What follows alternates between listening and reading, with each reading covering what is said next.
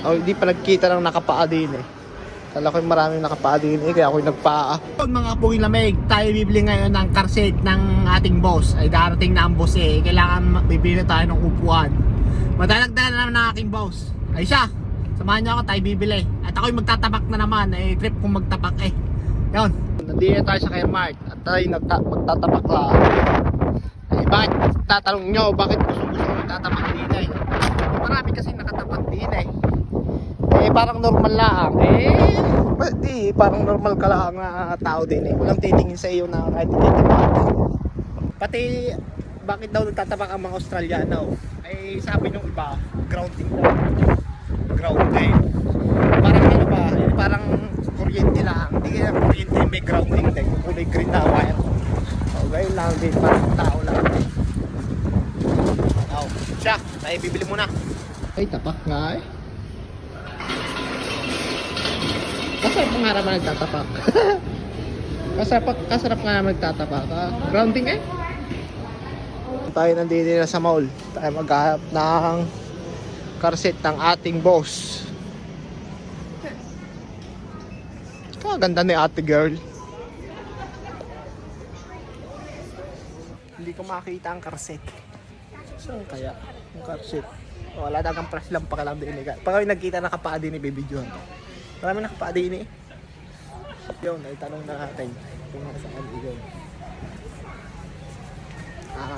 Doon daw sa likod. Ayun nga, nakita ko na. Tanong ko doon sa babae. Paa pa rin eh. Okay. Hindi pa ako nakikita ng nakapaa. Ako lang ata nakapaa din eh. Ayun. Hindi pala. Yun. Putra guys, kamahal pala. 169. Kaya naman na nga. 169 pala. Kala ko nasa 100 lang na rin. Ano kaya ang gagawin na rin? Bilhin na natin. Bili muna ng Ricardo at malaki iyon. Pag inuna natin bilhin iyon, bitbitin na natin mamaya sa grocery. Di bibili muna tayo ng Ricardo. Ako'y mag-Bicol Express eh. Siya.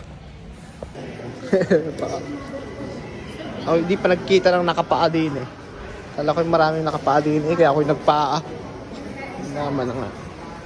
Yun, nakabili na tayo na ring coconut milk saka 2 Doritos. Tayo bibili na natin yung car seat ng ating boss. Mahirap nung pagalitan.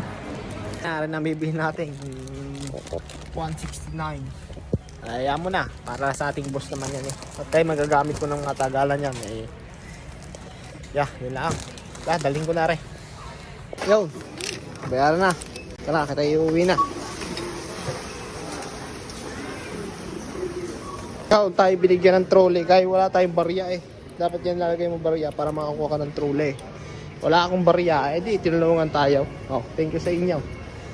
Kaya kita sigurong nahihirapan ako, tinutulak ko are. Tara na, uwi na tayo. Lang ulit. Enjoy the rest of the day. Have a good one. See ya.